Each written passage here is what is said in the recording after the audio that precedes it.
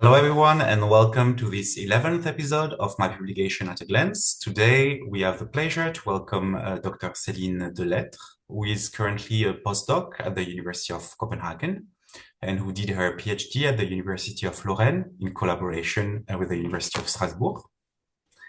Today, she will share with us results about the development of a fluorescent ligand targeting angiotensin II receptors. Celine, the floor is yours. Thanks. Thank you for the opportunity to present my thesis work on synthesis and pharmacological characterization of fluorescent ligands targeting the angiotensin II receptors.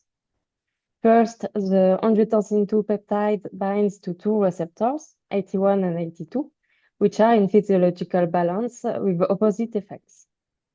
Activated by angiotensin II, 81 induces G protein pathway with an increase in intracellular calcium and the vasoconstriction. This signaling pathway has negative effects in many cardiovascular pathologies. 81 induces also beta-arrestin pathway involved in receptor internalization and alternative signaling pathway, which is described as having beneficial effects in some pathophysiological conditions.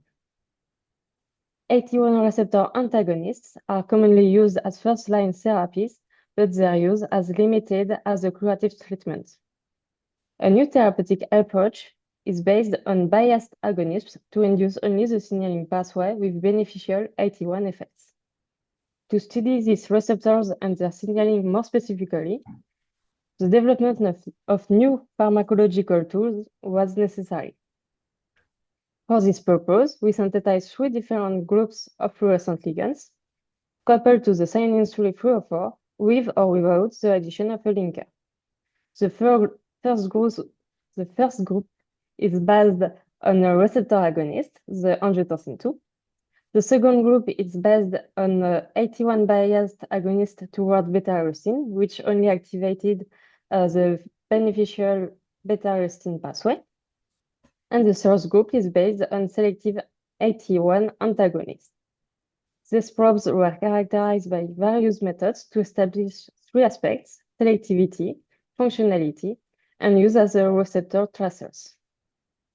I will present to you only the characterization of the antagonist probe with radioligand binding for the selectivity, protein recruitment by breadth for the functionality, and epifluorescence microscopy for the use as tracers.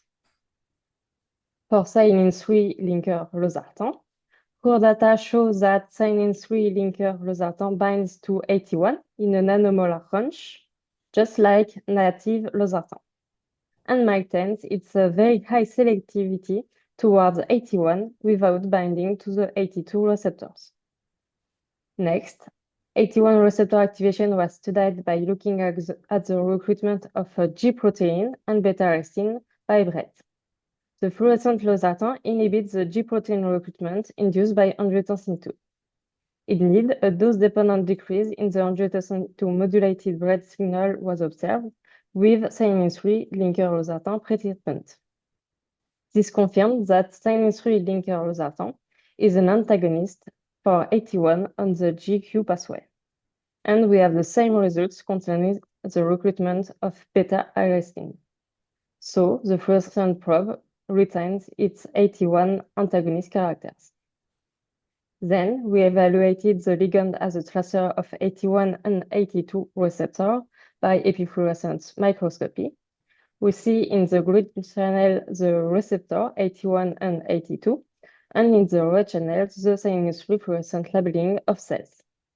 There is indeed a colocalization of the receptor with the probe at the membrane for 81, and the probe doesn't bind to the 82 receptor. To conclude, cyanine-3 linker losartan can be used as a 81 tracer with a high selectivity of a nanomolar range.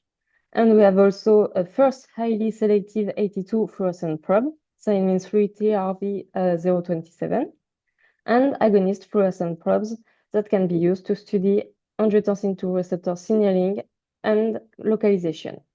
To find out more about this fluorescent probe, take a look at our paper. Thanks. Thank you, Celine, for this excellent presentation. If any young researcher is excited to share their results under that format and want to participate to this initiative, do not hesitate to contact us. You have all the link you need in this slide. Thank you and see you next time.